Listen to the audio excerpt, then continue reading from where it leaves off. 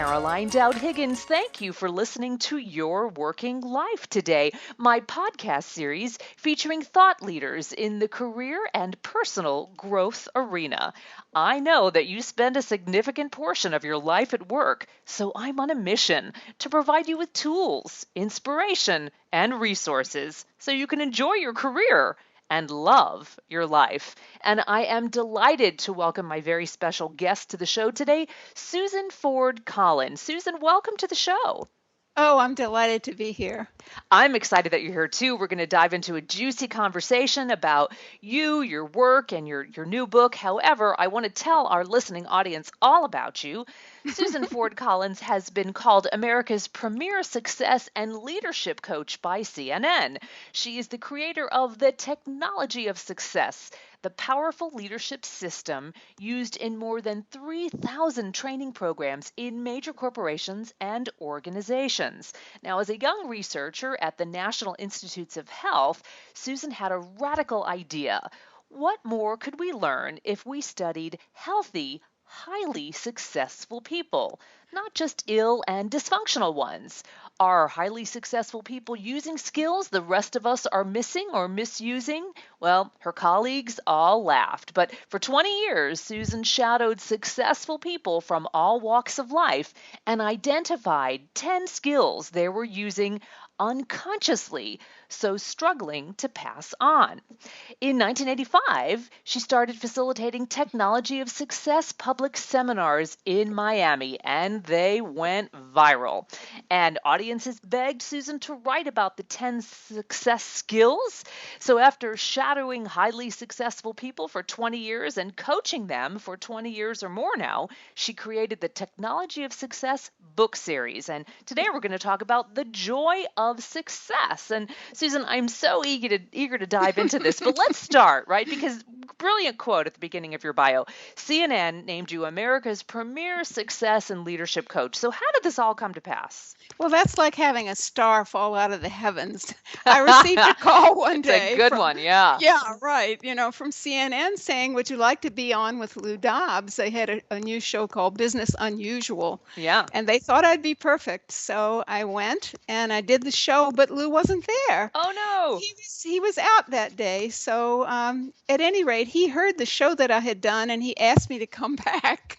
And I thought that was strange because he asked me to come back 3 weeks later and I did the show again. And then he said, I had an agenda. He said, I want you to train my entire CNN FN staff and teach them your Technology of Success. So that's why I wanted you to come back. Brilliant. To prove that this was really as great an idea as I thought it was. So, I love it. So you earned his trust and respect right away. And I was there for a year, every week for a year working with them. It was a thrill.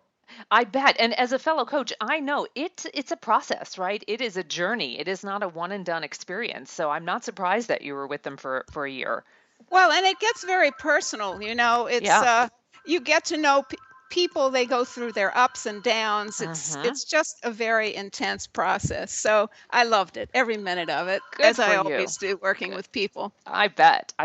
So let's talk about it. Why were you so motivated to discover the skills that make people really far more successful than others? This idea of highly successful people. I'm fascinated by this part of your work.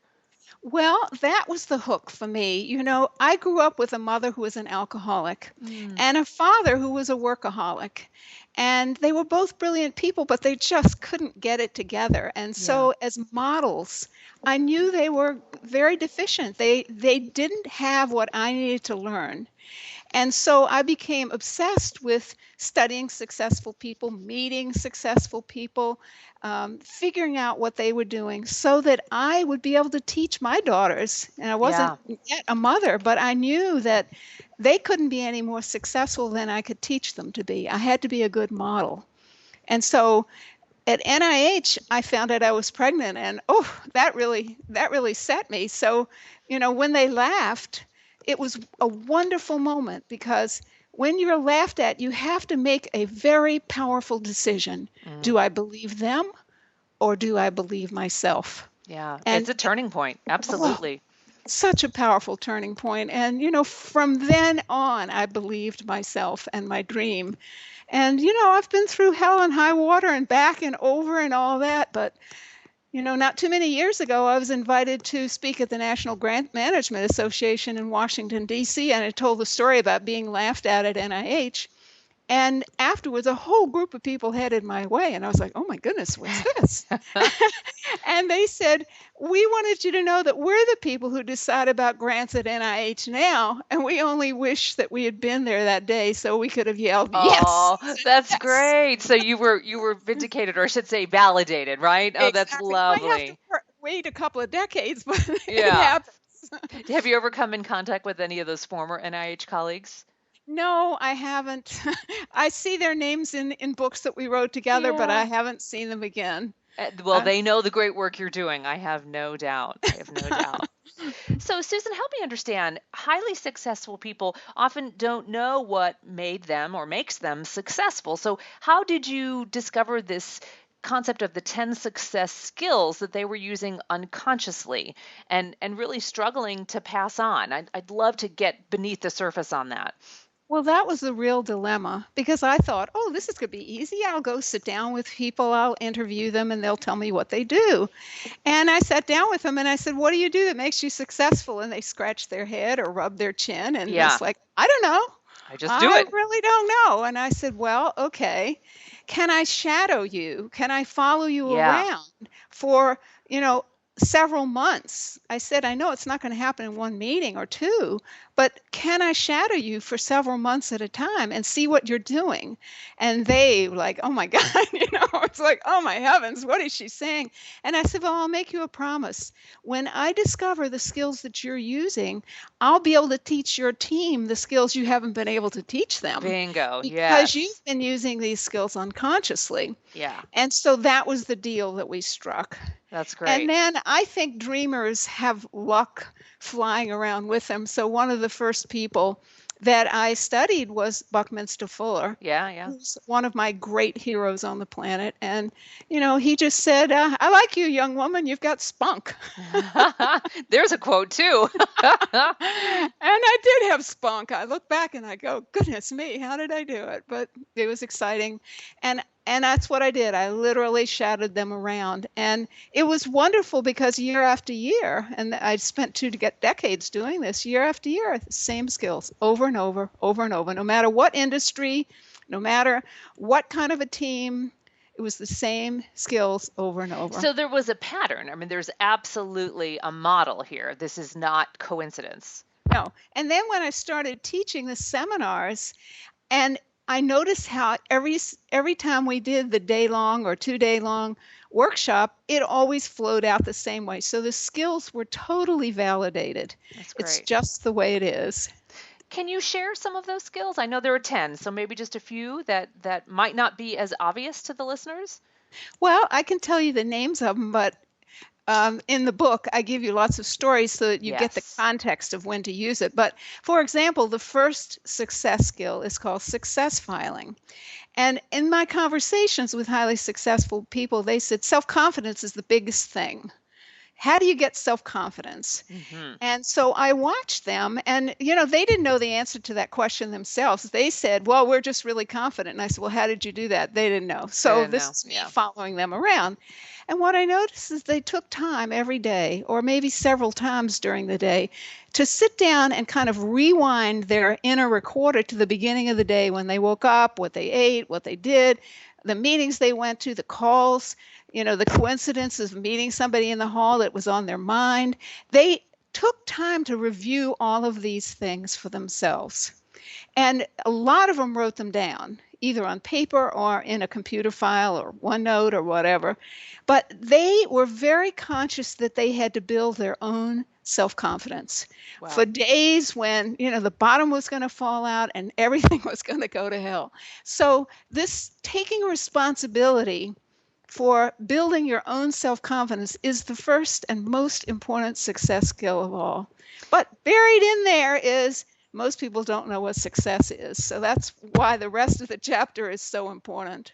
And I love the way that you illustrate it with such specific examples, and our readers will understand that more when they dive into your book. So let's talk about it. In The Joy of Success, the book we're talking about today, Uh-huh. you tell us that success and leadership have gears. So how can Yes. understanding this make us more powerful leaders?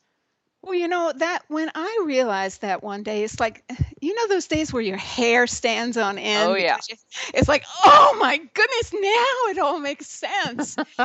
But what I saw was success has gears, three different ways you have to behave, different vocabulary, different actions are needed. And the same thing with leadership. So, just to get granular here, when you start a new skill, let's say it's using a computer, in the beginning, you need rules. You need somebody standing behind you, telling you exactly what to do. You want that. But once you've got that skill built a little bit, you want that person to back off and give Yeah. you a little room. And you want to be able to start breaking some of the rules so you can become more efficient and faster. And because you now have understanding.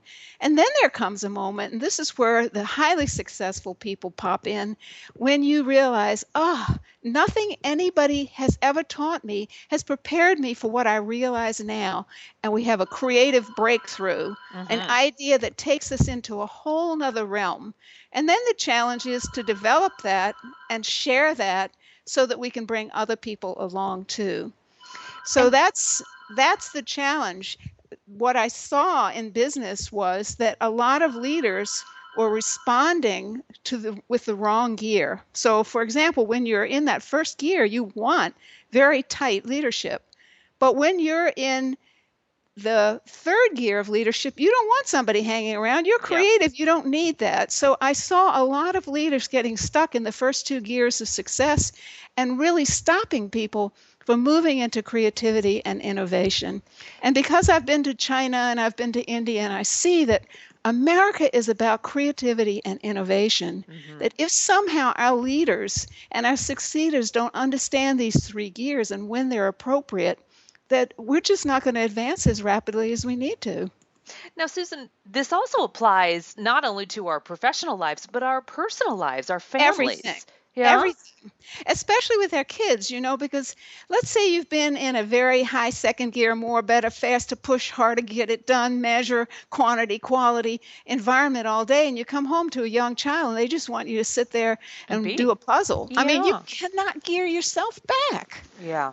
And you kind of blow your kid off, not because you don't love them, but because you can't get back into that gear unless you really understand how to make that transition or that you need to. And that's where your expertise comes into play, coaching people to shift Exactly. gears, if you will, right? Exactly. In appropriate situations. Good stuff. I thank you for that illustration. I think all of us just did a double take where we remembered that moment where we came home from work and we were just so intense about the great things that happened or the not so great things that happened in the day. And it's hard to shift gears, as you said. When you meet your It's loved very ones, hard. your family, it's tough. Well, and I see a lot of relationship issues where the working spouse, whether it's the husband or the wife, comes home from that second gear push push environment, and the other spouse who's been alone taking care of the kids just wants to have conversation. Tell me what you Yes, did, blah, blah, yes. blah. And the one who's been in that high pressure thing doesn't want to talk, Yeah, just they need wants to be decompression left time. alone. Yeah, So it exactly. happens frequently. It does. It does. So let's talk about dreaming. Why do some people's dreams come true far more often than others? Because you write about the science of dreaming, and why is that essential? Well, I was lucky to have started this journey at NIH. Mm. So I happened to meet some of the great thinkers.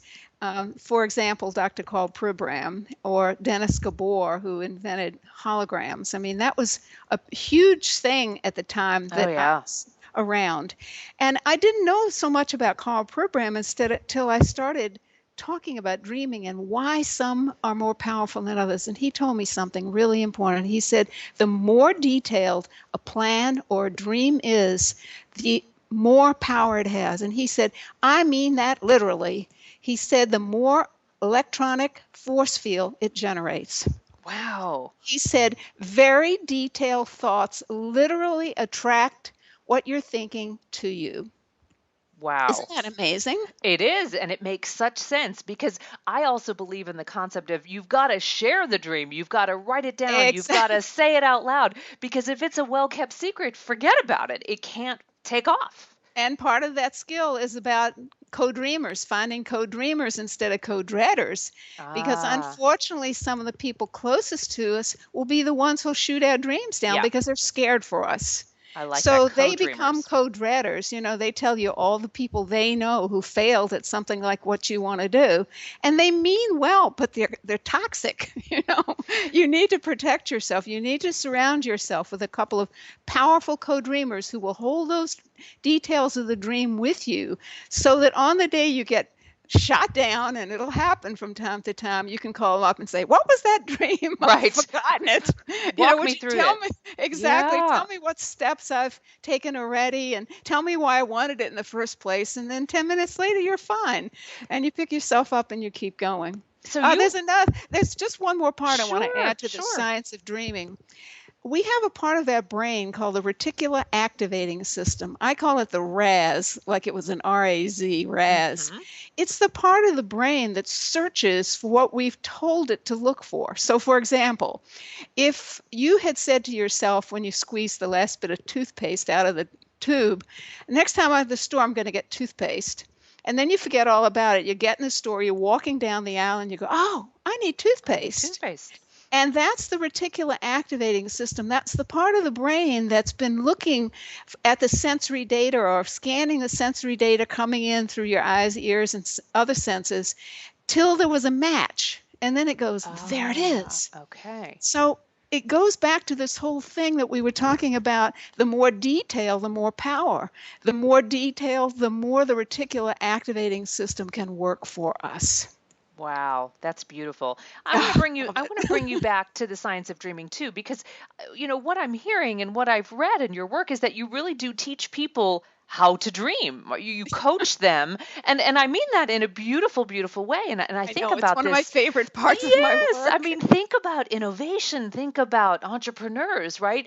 Who have these great ideas, but it's how do you take it to the next level? Do you want to share anything about that? Well, I've been lucky to have a bunch of clients who've done astounding things. They came in and they had a little idea like I did at NIH, and they were kind of ho-hum about it. And I went, wait, that could be the next great thing. Let's take some time. Let's detail this thing out. Tell me what impact you'd like to see it have. You know, how are you thinking about it? And, week after week, we'd sit down and we'd detail it until one day they'd go, you're right. This is a great This is good. idea. I'm Yeah, going to yeah. do it. Oh, You I love it. know. You are a visioner and a dream maker. That's a Oh, brilliant yes. thing. And I a love it. wonderful co-dreamer, I think. I think that's great. That's great. So Susan, let's dive a little deeper into families and parents and specifically, pardon me. Why is it urgent that parents see themselves as the first and most important leaders of all? Well, I see success as being like a relay. Leadership and success start at home.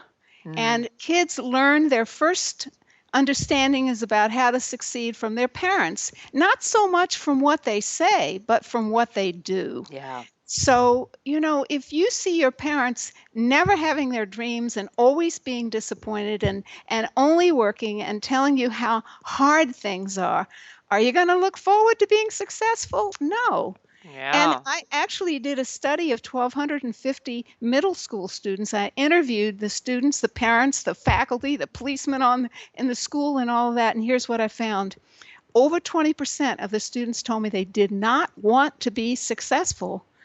And I was like, why? And they said, because I see my successful parents, they never have time for fun or for family. They Wow. never enjoy their lives. Their bosses are always calling them. As soon as they finish one thing, they have to go on to another. I don't want that in my life. Wow. Wow. So that's completely shaped their vision of happiness and success. Exactly. And then I've worked in corporations where they say to me, I've got people coming to work for me who have parenting pieces missing. They can't even get themselves up and on time. They can't brush their teeth. They don't Hmm. wear deodorant. I mean, this sounds silly, but this Well, is I what get they've it though. said to Yeah. me. that so much is not happening at home. So then if the parents aren't doing it, then the teachers have to try to do it. So they're the second carriers of the baton. And then the baton gets passed to the corporate leaders.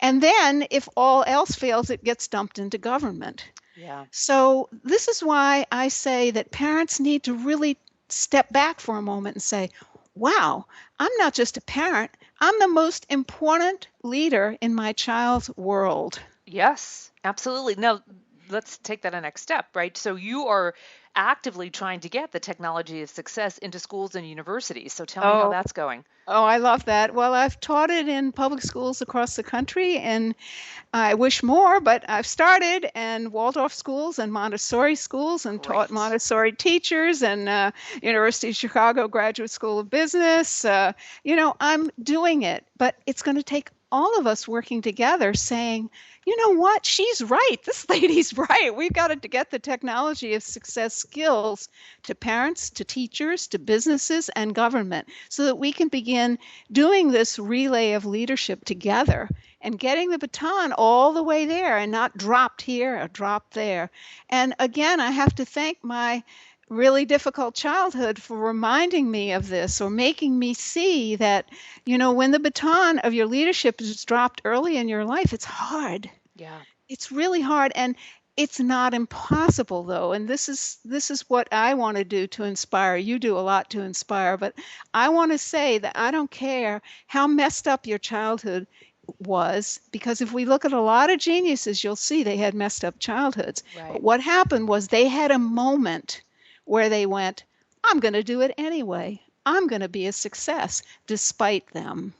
Wow. You are such an inspiration, and I love, love, love your books. So what's next for you? What's in your Uh, dream plan? Yeah? well, I want to start coaching people to do what I do. I've been Mm. so busy doing it that I haven't been able to train trainers. So I'm looking for people who read the books who say, I want to do that. I want to be able to teach that in my corporation or my school or university. So that's a big piece. And then I'm reaching out through social media and saying to people, hey, I'm here. Let me know what I can do for you. Through the books, I reach a lot of people. And it's always shocking when, for example, I got an email one day from China asking me to come there and teach women leaders the technology of success. And I did that with a whole row of the Communist Party sitting in the front face with very Yes. stern faces. Wow. Was it well received? It I was bet the women very ate it well up. received. Oh, it was very, and these women were so wonderful. I didn't have on earrings that day, and they noticed I had pierced ears. So they came up and like took their earrings off their ears and put them. They were so Oh, wonderful. I that's love them, but lovely. they didn't crack a smile all day The whole long. day. It was hard to, I bet it was hard to read the audience. It Oh was my very goodness. hard. So I would say what's next for me is I want people to know about the Technology of Success books because I think that's like opening the door into this world. And I wrote three different books Yes, because tell me there's about that. three different audiences. The Joy of Success is more or less for people who have careers, and it's self-help, and it can be applied all across the board, but it kind of speaks to you as someone who works. Hmm. And then Success Has Gears is about the gear shifting part of it, and CEOs beg me, please, this is absolutely life changing. You've got to teach this skill. And so that book has 20 case studies of Wow. where leaders were using the wrong gear at the wrong time and how it would have changed if they had made that sync shift. Hmm. And so that book has been very well received by CEOs of major companies. And then going back to my original audience saying, would you please write a book for our kids' teachers, for us as parents? And so Our Children Are Watching is the book about that.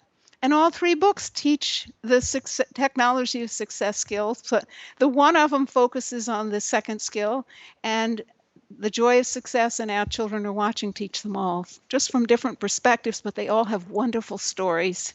And I think Brilliant. that's really powerful because I learned years ago people learn more from your stories than your facts. I agree with you. I agree with you. Well, now it is abundantly clear why CNN calls you America's premier success and leadership coach. Susan Ford Collins, what a joy to have you on the show. Please share with the audience how they can engage with you online. You have a vibrant social media world and how they can contact contact you if they're interested in working with you? Right. Well, my web address is susanfordcollins.com. Facebook is Susan Ford Collins. Twitter is Susan Ford Collins. I tried to not make it mysterious so Very people good. would be able to find me. And if you just go to www.technology of success or Susan Ford Collins, it has my phone number right there, and I We'll would find you. love to hear from you. I am very accessible. I'm here in Miami, but I get on planes frequently Good and for I you. Skype and I do Good all for the you. things that make it easy. Excellent. And also tell us how we can buy your books. The books are on Amazon, Hmm. and in October, there's a new edition coming out of The Joy of Success, and it'll be in bookstores, airports, big Yay. box stores. It'll Good, be good, all good. over the place because, Lovely. I live my talk, and that book got preempted by the Iraq War. It came out in Mm. January, the war started in March. So it didn't get the outreach that it deserved to get, especially with all the endorsements that book got. So I said, okay, what did I learn from highly successful people? Try again. Make a new plan, right? Exactly. Go at it one more time. Good for you. Well, Susan, what a joy to have you on the show. I am just delighted. I know the audience has learned so much from you. You are an inspiration. Additionally, you have very concrete and actionable steps and resources, and I know that our audience will benefit from these great books. Thank you for sharing your time with me today. It was a delight. Well, we will cross paths again soon, I hope. You be I hope well. so. And I want to thank our listeners for tuning into Your Working Life, where my goal is to help you design your career destiny so it doesn't happen by default. True career and life satisfaction is possible, and it's time to embrace what you love doing so you can do more of it. I'm Caroline Dowd-Higgins. Take good care.